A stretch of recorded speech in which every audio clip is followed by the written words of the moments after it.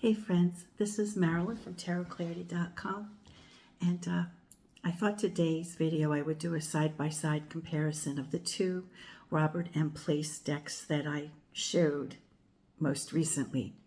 Before I get into them though, there are so many things that are going down, and there's so many videos I want to make that maybe aren't tarot related, but having to be more for my descendants and recalling things from my childhood and then putting it into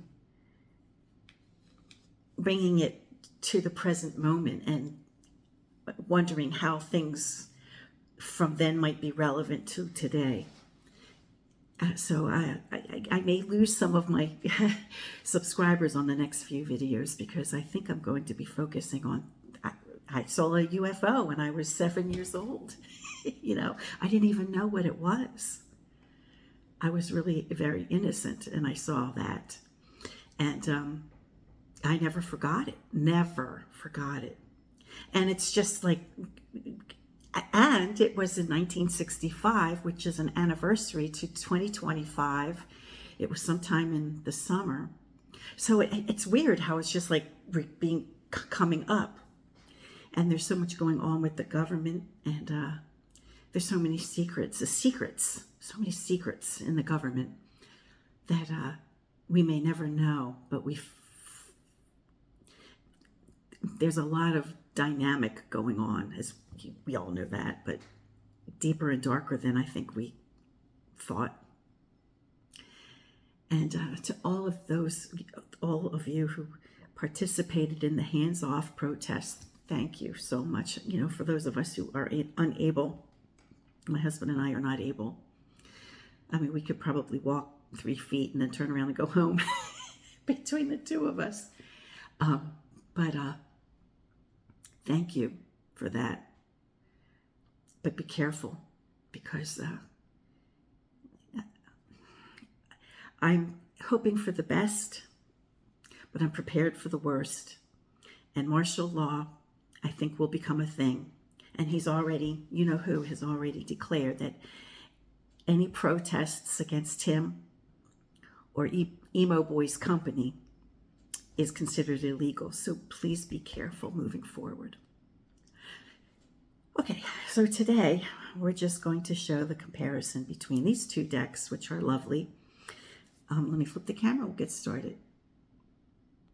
And the two decks are, on the left, the Tarot of the Sevenfold Mystery, and on the right, the Alchemical Tarot Renewed. This is the 4th edition, and I believe my Sevenfold Mystery is the 2nd edition. And I purchased both around 2015. I think the Tarot of the Sevenfold, the 1st edition, was 2012. This one might have been in the 90s. This one might have been, this one 94, might have been the first one. But I do have the 4th edition, so I'm not sure where there's only 3 dates. But I definitely, well, it says the 4th edition, so I know for a fact that I have the 4th edition of this one and the 2nd edition of that one. But I believe I purchased them both in 2015. Not together. I bought this one first, and then I thought, oh, this is a cool deck. And then I got another one, another Robert M. Place deck shortly later.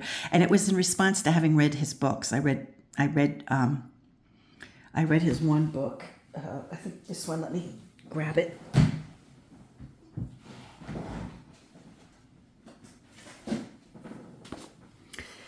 I read this one, and I read other things comments of his and other people's books, and I kind of admired his, I kind of enjoyed his insights, and so that's why I bought his decks. Here are the backs.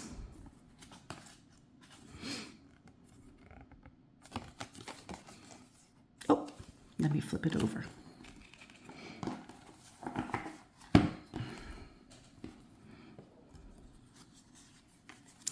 Now, as much as I enjoyed reading Robert M. Place's books, I never, and these decks are beautiful, I'm not arguing about their beauty, but I never,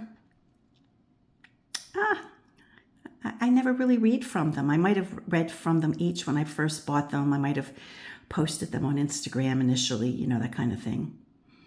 But when it came to actually using them, I hardly ever did.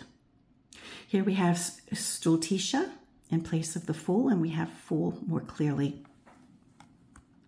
named on the Alchemical deck. So we have two quite different images, although I think in both we could probably figure out who they are without the names.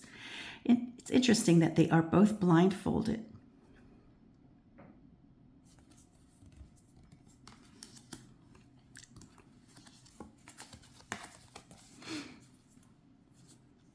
Now, bear in mind that the artwork in tarot decks frequently shows nude figures. Nothing more outrageous than anything you can see in an art museum.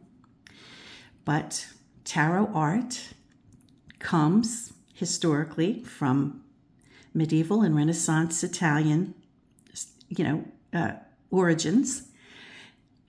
And so when we see nudity in tarot, we're just seeing history. If you don't prefer to see that kind of representation, this is not the channel for you, because tarot art is art, right? I'm going to cover it just in case you didn't have a chance to get away yet. If you have children that you don't want to see art, nudity in art, or if you don't want them to see tarot cards, then this is an indication that you probably should leave. Now look at the Empress.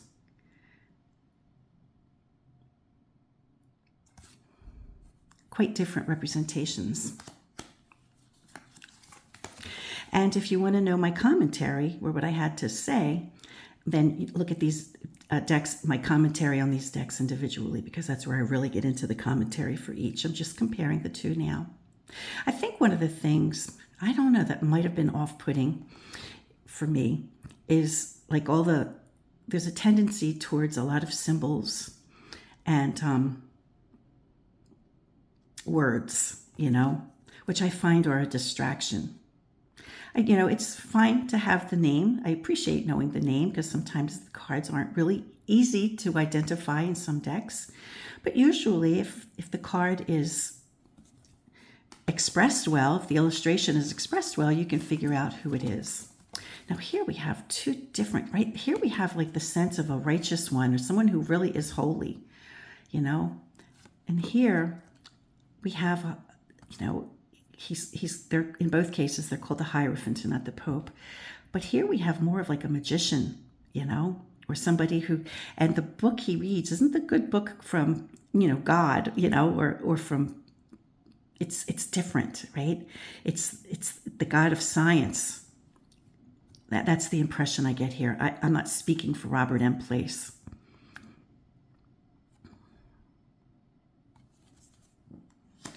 Now, there were two Lovers cards for the Alchemical Tarot, but I took away the other one because some people may be upset by it, so I don't want to get flagged a second time. Here we have a more traditional representation of the lover who has the choice of two women, who he named Will and Appetite. We have to know that the dog is Fidelity and the Cupid represents love. So I think I found that these words are not necessary. I mean, if you know what the card means, you don't need all that stuff, And then here we have the lovers in the Alchemical. And then we have, I guess, I don't know if that's Uranus or not, or whatever astrological symbols we have. So I guess, I don't know. I guess despite the art being very lovely, I don't know, just me. So here in place of the Chariot, we have Psyche. Again, reason, will, and appetite represented. And I really do like the Chariot, moving away from the viewer. I think that's very it's different and it's kind of cool. But again, there's all these representations symbolically. You either, I don't know, I kind of feel like you either know what the card means or you don't. But the symbols can be helpful to somebody who wants to learn, and they're coming from, maybe they're coming from a learning environment where these things, make sense, right? I can't speak for other people. Here we have justice. And we have justice very traditionally represented with her sword and her scale, as we have here. Not real clearly represented. And, there may be some confusion initially that there could be the star card. There are a few cards in this deck that look like they could be the star card, the Hermit being another.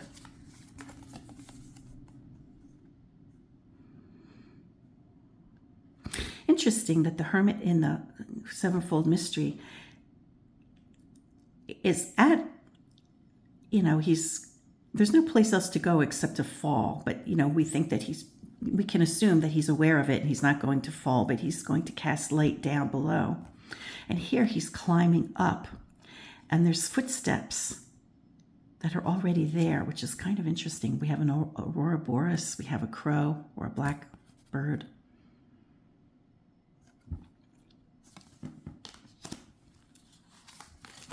Now, our Fortuna card, the Wheel of Fortune card, at first glance might be confused for the World card. But we have, the signs of the zodiac, how it's kind of interesting. And here we have two dragons, serpents, biting the tail of the other.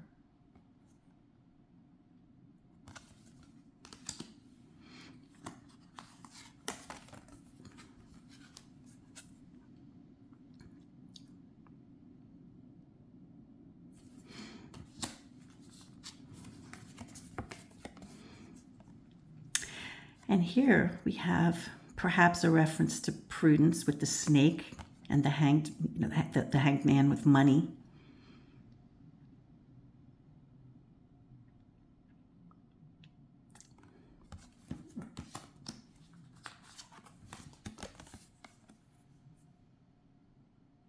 This is a much more subtle death card.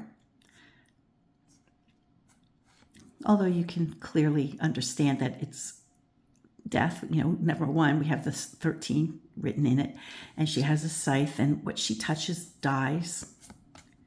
And then this is like, oh yeah, that's the death card. We get it. And here the bird is a black bird,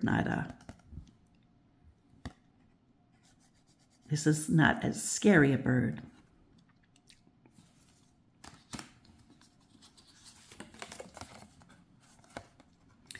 Now, obviously, particularly the alchemical, although I think we can definitely understand both decks to have many alchemical references. Intemperance would be a card that very much represents, alchemical process of changing one thing from another or with another. And I particularly like this temperance, this image, and I've seen it in other, I think in Italian decks, or maybe it was the Anonymous Tarot of Paris. It might have been the Anonymous Tarot of Paris, to be honest, where temperance is extinguishing fire with water, which is how I see the cards, like diminishing toxicity or removing toxicity or lessening the effects of one thing with another. And here we have it kind of spelt out in a different way.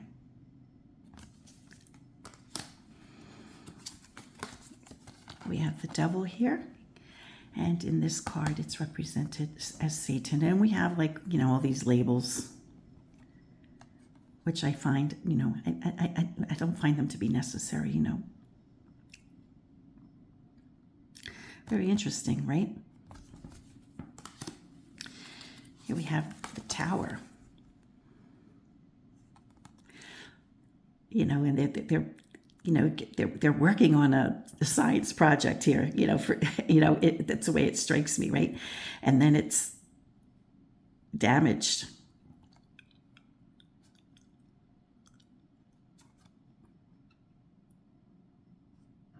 This is a bit more traditional. Now, she's covering her own breasts with her hands, so it can't be said that there's anything obscene about this since she's covering her own breasts. And here we have a simple woman with a star like we might have seen in the early Italian decks. And notice that she's floating above. She's not tiptoeing, she's floating above. Here we have Diana. Sometimes bare-breasted in the tradition of tarot cards, but here she is not. But in both cases, she's represented with her hounds and the moon. Apollo, the Sun King, represented here. And here we just have a happy couple in the sunshine. And the rising of the dead for judgment, being held accountable for one's sins. I particularly like this one because it reminds us that they are deceased and they're making their way to heaven, right? To be held accountable. This is a bit more subtle. Gabriel blowing his horn. Here we have the World card, which is not representing what you can accomplish in life or the height of, accomplishment while you're on the planet, but what happens after you arrive.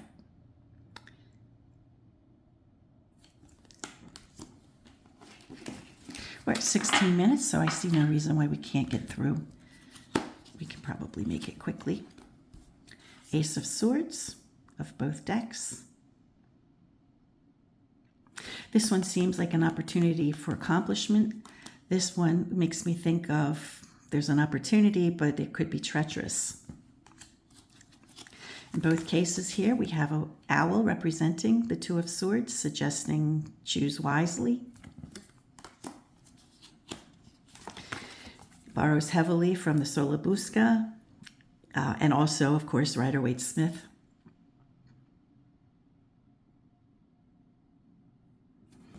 Rather early on in the suit of swords, we see aggression or bad, sad emotion.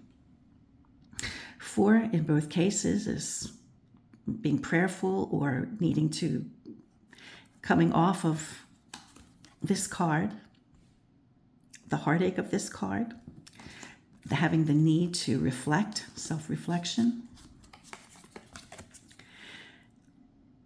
The 5, we see imperfect swords. I caught that afterwards. We see imperfect swords here as well. 5 is an imperfect number, right? It's a human number of imperfection. So there may be a need to repair damage. Could be suggested by both of these cards.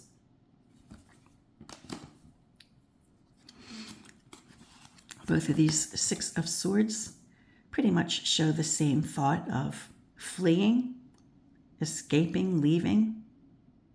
Here, I think we only see one person clearly,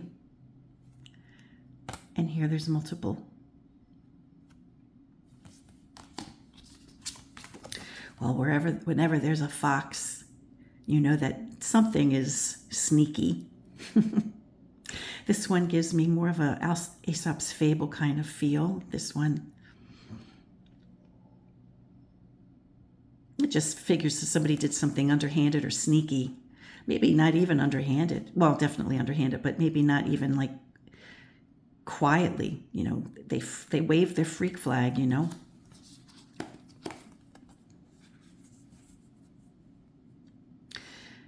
Heavy burdened, being chained, feeling like you can't move on.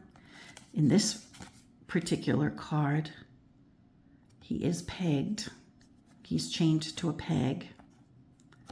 So he's less able to escape the sky. I don't know. It could be he's chained up pretty good, so maybe it's not as easy to escape from the chains or the burden of the 8 of Swords as it might have been in the Rider-Waite-Smith canon.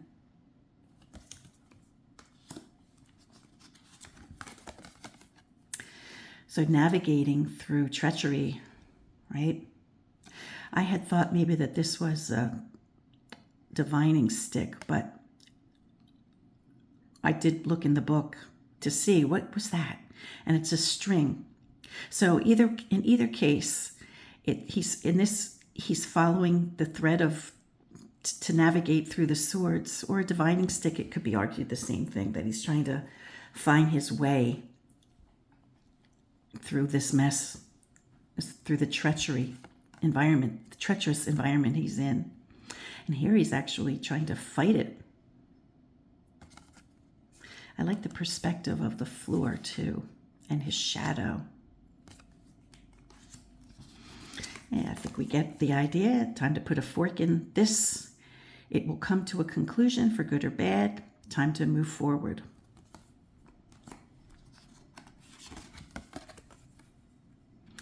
Lady of Swords. In each case, the Knight of Swords is fighting a dragon.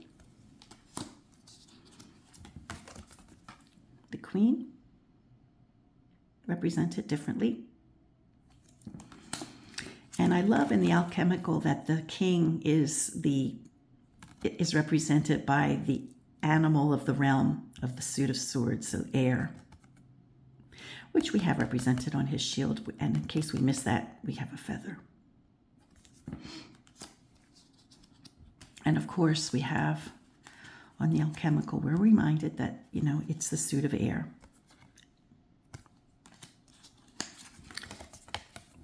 Now, aren't both of these just lovely? I love this. I think it's very pretty. There's no question about it being pretty, but I love this one. I think even more. It's just different, We have a fish with a vase within a vase, and growth.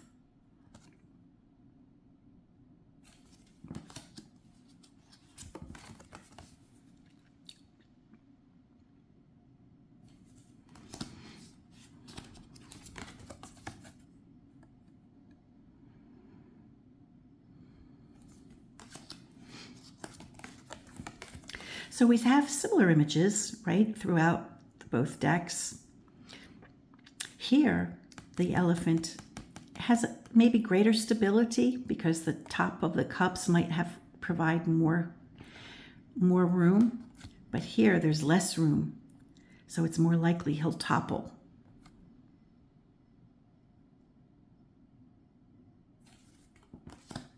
And here we are reminded by 5 that a topple they will.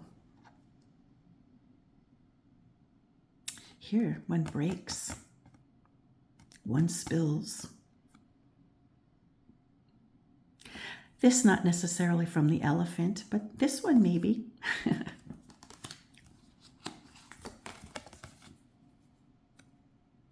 Growth,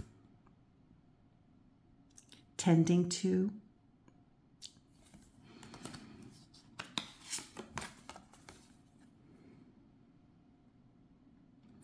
I see 7 as transcendence. I can see transcendence in this one. I'm not really sure what I get from this.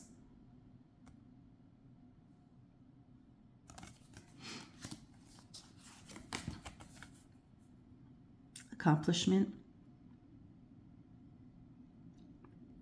Or being a master of one's trade.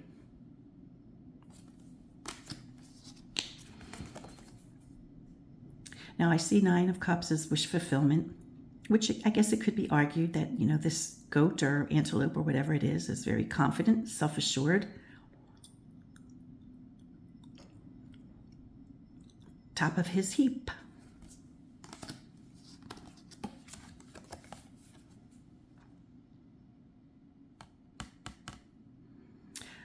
Quite a card of satisfaction here.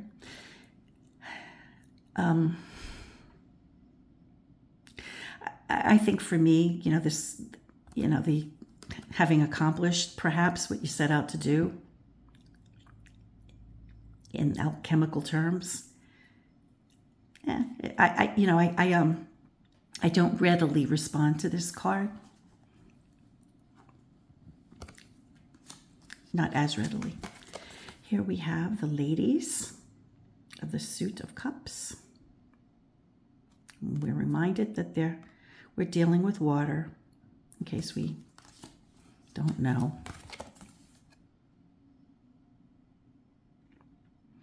I love that the knight here is collecting rainwater in his chalice.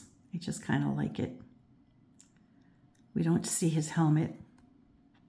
This guy kind of reminds me of the Tin Man from The Wizard of Oz with the helmet like. We have the fish in the water.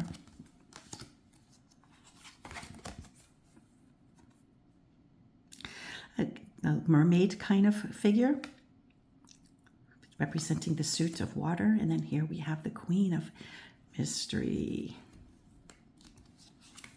And again, we have the king represented by the king of the realm of water.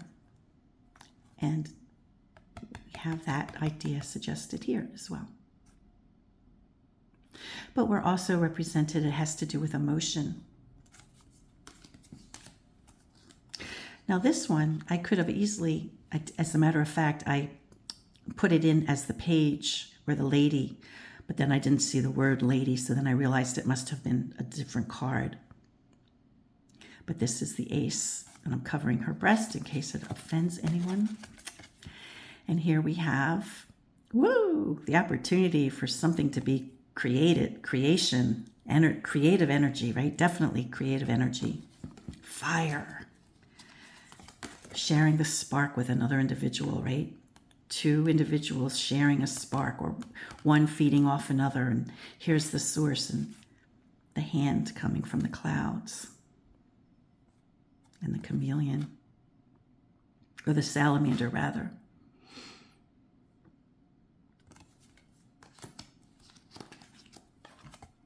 Now here, a bounty, right?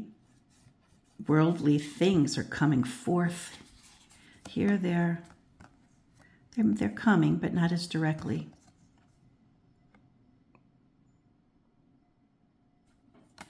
In both cases, they're not going out, they're coming in. But in this one looks like an empty boat. But here, it's like goods are coming forth.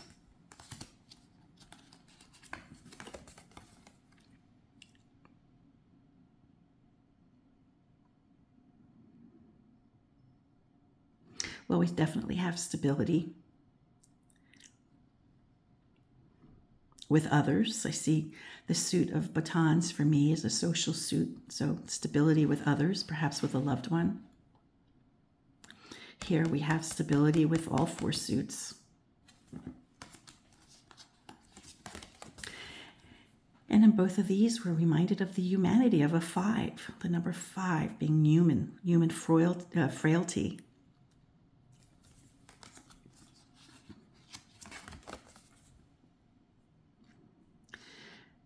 It seems as though both of these individuals are being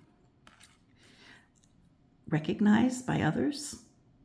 She's wearing a laurel wreath. People are kind of putting a light on her, and she's in front of 4 others. And here,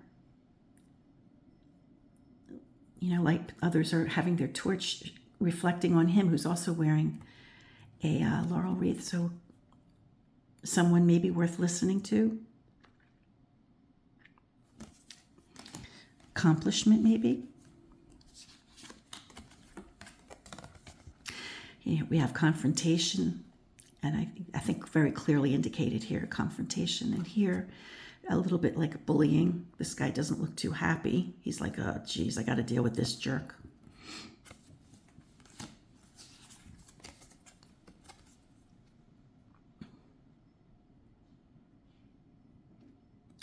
Both individuals seem to be axing down.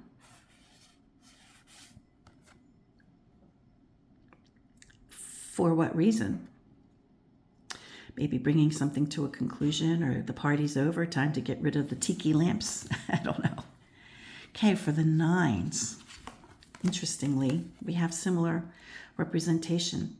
In both cases, an animal who will be consumed by the flame, only to be reborn. And I really do like those representations, which are alchemical in nature. The Lady of Fire, or batons, or staffs as they're called here. The Knight. Here we have his association with a salamander, fire, as represented by the symbol. Queen.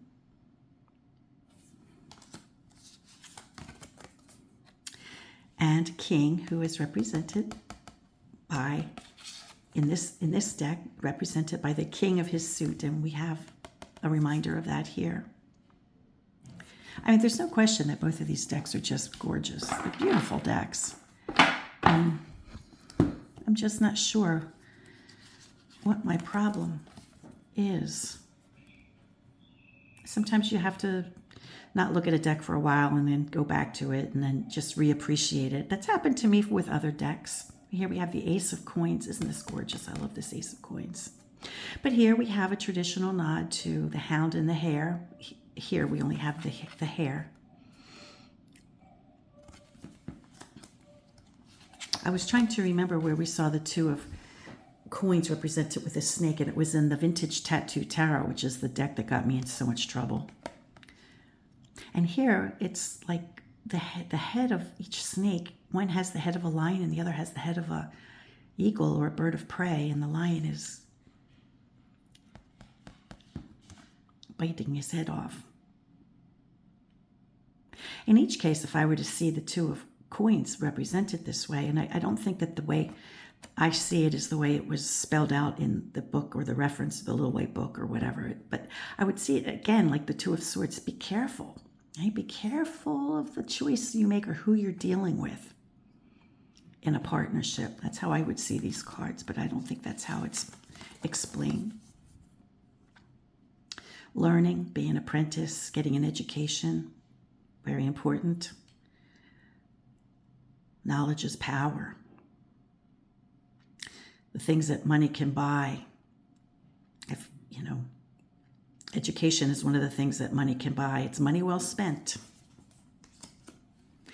Even if it's not on like going to college or after school learning, but you know, just in the form of purchasing books. And I don't necessarily mean, you know, love novels. I mean, you know, books that take your mind to the next level. Here we have burying something. Could be burying a secret.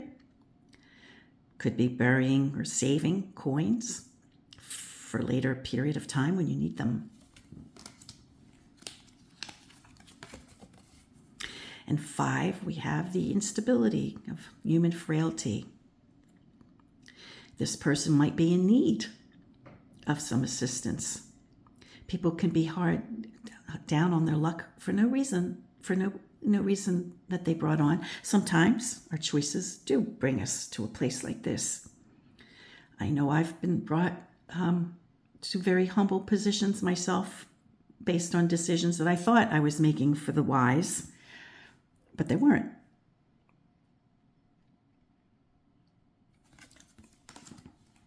Sharing. Hey, I can help you out. I'm going to cover that. Hey, I can help you out. Represented by the innocence of youth, which would explain the nudity, you know, the innocence of childhood.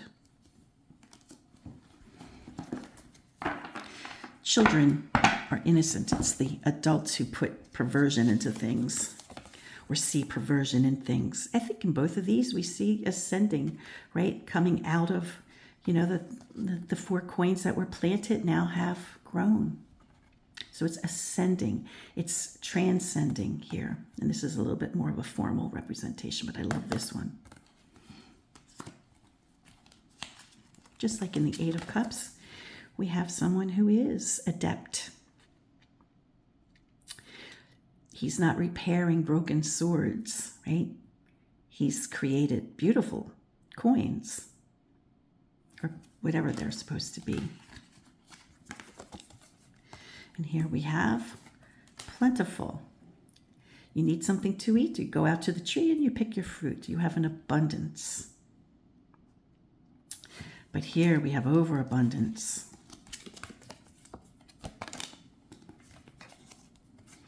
Overabundance, which can lead to greed and love of money. And interestingly, well, let's see who he chooses to be the king of practicality. We have the Lady of Coins, the Knight,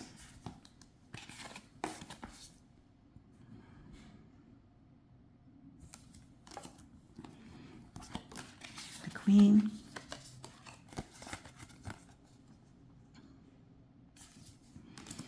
and the King of the Realm of Earth we have is the Lion, represented also. So I think both decks, they're out of, I don't know if they're both out of print. I think that 4th edition is the Tarot of this, but I think they're both easily can be obtained. I don't think they're so hard to get. I mean, you may have to pay a couple bucks. Tarot is an expensive hobby or, an expensive, not hobby, but an expensive, what's the word? Thing that we like to do. It can be expensive. So, if you're in a position when decks come out and you really like something, maybe that's the time to get it, because even if you just let 5 or 10 years go by, if they go out of print that quickly, or they become more difficult to find, they can get expensive kind of fast. And as you know, I'm not purchasing any more decks. I'm just showcasing what I've got for the time being, because things are so uncertain at the moment. I'm spending my money very cautiously. And it's not that I don't think tarot is a good use of my money, because obviously I think it is, because I have so many. But with the uncertainty at the moment, I'm just being very frugal. I hope you enjoyed this comparison, the side-by-side. There are 2 very beautiful decks. And until next time, friends, peace, stay well, and please be kind, please.